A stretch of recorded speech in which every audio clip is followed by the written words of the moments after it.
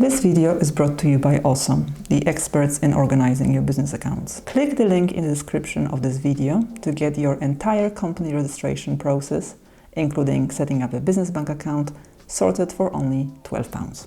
Hi everybody, today with the wind blowing machine in the background, I'm going to talk about freelancing.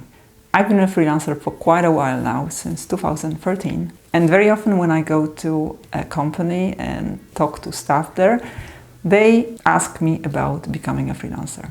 The thing with freelancing, before we get into the step-by-step process of becoming one, is to actually consider whether it's something that would suit you. So every time I talk to one of those employees, I mention 3 things they should be really considering. So let's talk about these today. Today I'm going to use a mind map. It's a very easy and good way of structuring information, and I hope this will help you understand where you are when I talk. So let's start with putting things in the middle. Is the million-dollar question: freelancing, is it for me? Now, one thing to keep in mind is this: you can try things out, okay? It's not for life. You can try freelancing and say, okay, this wasn't for me, I'm going back to being a permanent member of staff. Or you can actually see and just dip your foot in it and say, okay, actually this is something that really suits me, suits my lifestyle, suits my needs, and I'm going freelancing all the way.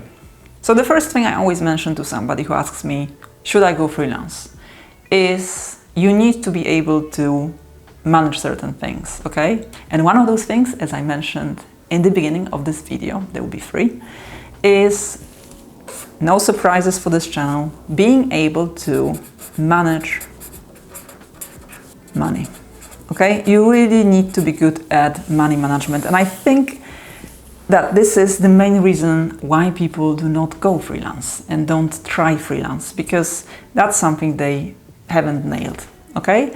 I remember speaking to this lead designer and she asked me, should I go freelance? And I said, look, first things first, what is your situation?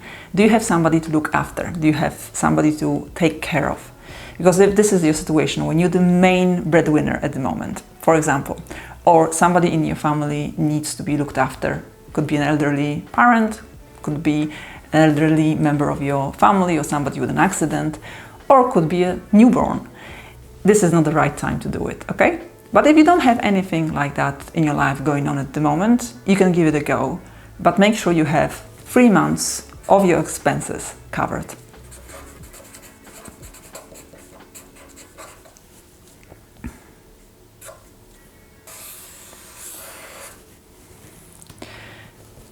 To those of you familiar with emergency fund, this is exactly what it is.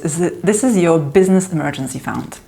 If you decide to go freelance, these 3 months will act as a cushion, of course, financial cushion, and give you a breathing space. So give you an ability to think, okay, I have 3 months to make it work. That's quite a chunk of time. If you're lucky and if you're good enough and you actually manage to find a contract first thing within a month or so, you still have 2 months of your expenses left. Mind you, as a freelancer, you also don't get paid immediately, so you need to take that into account, okay? So that 3 months is something that I operate all the time with. So those 3 months of expenses covered is something that you will need to actually take with you throughout your freelancing journey. I personally work 3 months ahead.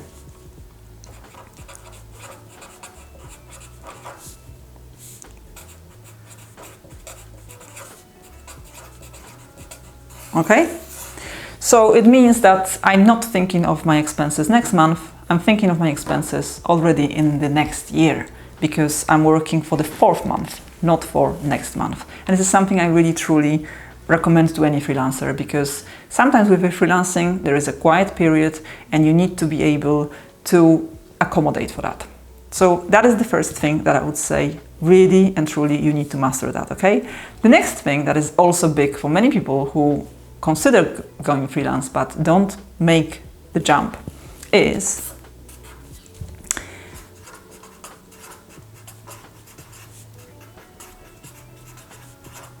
conquering the fear of numbers.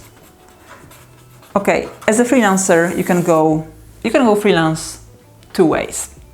You can become a sole trader, or you can start your own company, a limited company, and become a director, a one-man, one-woman show of that company, okay?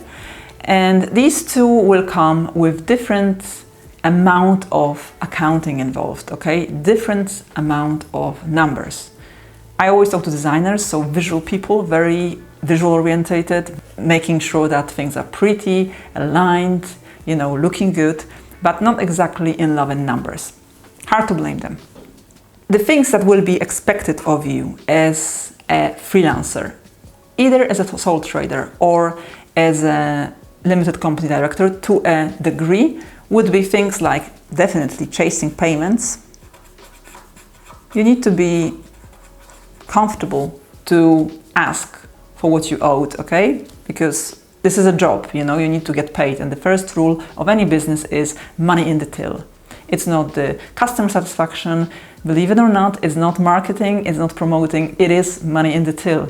Otherwise there is no business. So you need to be comfortable with chasing payments. You need to also be comfortable with invoicing. And believe me, these things are not difficult, but they do come with freelancing.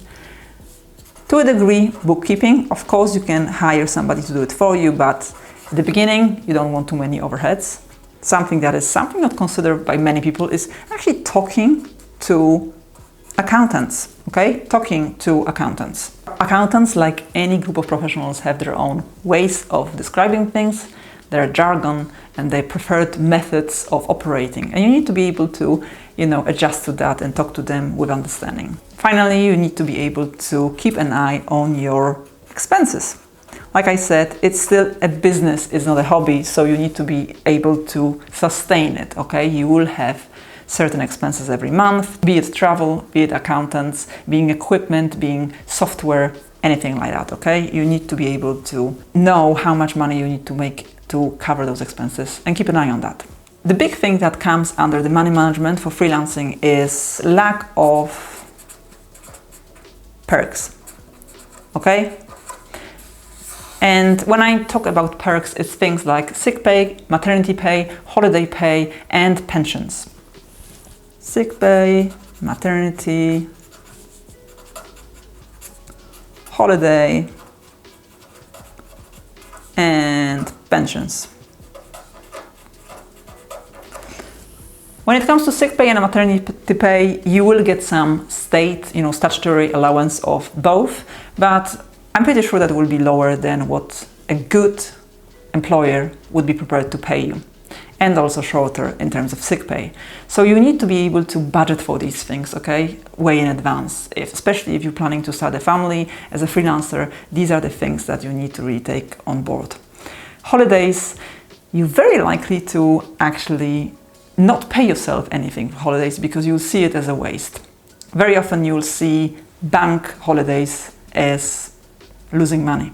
Something that everybody celebrates, every employee in this country will celebrate a bank holiday, you will see as a waste because when you don't work, you don't make money.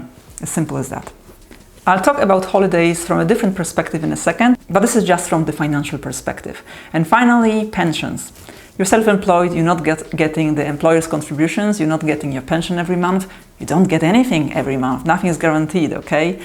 So you need to take care of your pension. And as a freelancer, I hold my SIP with Vanguard, and you could also be interested in that, but you need to be aware that your income as a freelancer will fluctuate. Sometimes it will be very high, sometimes it will be very low. So there will be months when pension will not be your priority and you won't be able to put anything in that pot. So it's very good to actually look for a provider that allows that accommodates that. And in that case, you don't want a minimum amount that needs to be contributed every month. So companies like Penfold or Hargreaves Lansdowne are very good choices because they also give you a bigger choice of investments, sometimes automated, less DIY, and they don't require you to put any minimum payment every month. I link to both in the description of this video. Now that you know that money management is one of the most important skills to develop as a wannabe freelancer, and that sooner or later you will need to conquer your fear of accounting. Let me tell you about Awesome.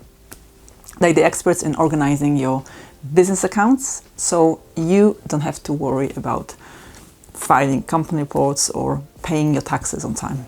Awesome accountants take care of all your finance admin through the app and are always on hand to answer your questions or give advice related to your business. You can keep all money-related things like tracking payments, invoicing, expenses, and much, much more in one place.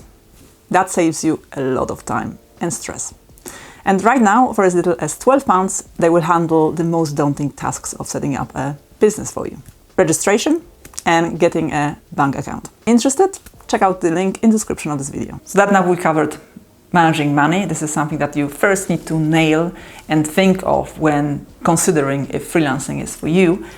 Let's move to the next thing that you really need to manage, and that is managing your anxiety. This is something that not many people actually discuss, but it's a huge thing in freelancing. If you look for a job, if you've ever looked for a job, and I trust you have, you know the feeling. You know it's another job on top of your job, and it's highly stressful. And when you freelance, you are exposing yourself to this stressor very, very often, because you will be on the lookout of your contracts very frequently. Some contracts will be very short term, can be 1 day, 2 days, 3 days, can be 1-2 weeks.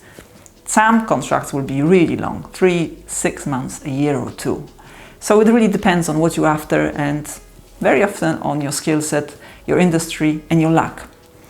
So you need to be able to manage your anxiety in terms of job search. And that's when the 3 months expenses, the pillow, the cover is really, really helpful.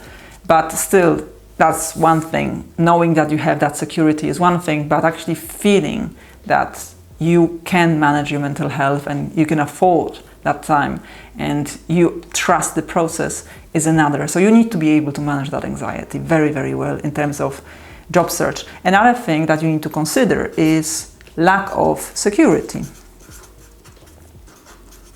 I was already talking about lack of the benefits, the financial perks, but there's also this illusion of security, as we know, especially, after the pandemic, that it's all an illusion, redundancies happen all the time and anybody could get rid of you if they wanted to. No company owes you absolutely anything. But that lack of security is very present when you freelance. It's very, very tangible, you can actually feel it every single time you work, because your contract will have a notice period of 1 week, sometimes 1 day. They can just say to you, okay, we don't need you for a day, we need you for half a day, and there goes your budget. So you need to be able to manage your anxiety and manage your emotions when it comes to that lack of security, okay? You need to be able to see for what it is. Nobody has security, but with freelancing it's just more in your face. Of course, the next one would be money, but we already discussed that. It's just worth pointing out that that anxiety will pop up again and again because of money. It still will affect how you feel on a day-to-day basis in terms of your mental health. And finally, something that not many people think of maybe is team, I'll say building, but it's more teamwork and being part of the team, okay? This is a big one, and many times I talk to really good designers and I ask them, why didn't you go freelance? They say they really enjoy being part of a team. And as a team member, you do contribute much more. Company will value you much more as a team member because they know you're there for the long haul. It's completely fair play. And again, this is part of managing anxiety. As a freelancer, you need to know that you are not part of the team. Very often people do know the deal. You come in and they've already worked with freelancers. They know how to treat freelancers and they know what to expect from freelancers. And this will be shaped very often, not by individual attitude, but very often by the workplace culture. If the freelancers are treated as part of the team from day one, they will be embraced. But very often they'll be treated as something on the side of a team, something like a help section of sorts. And you need to be able to, work it out and adjust, because you're just there to do a task and go. You're not expected to stay long, unless in your contract it states that actually you can't go perm. But this is not the point of this exercise and not the point of this video. We're trying to see if freelancing is for you, not if you can walk into a job through freelancing. That's not the point. So you need to be aware of these things when managing anxiety. And the last thing I would like to mention today, and the one that I think is really, really, really important and crucial, is managing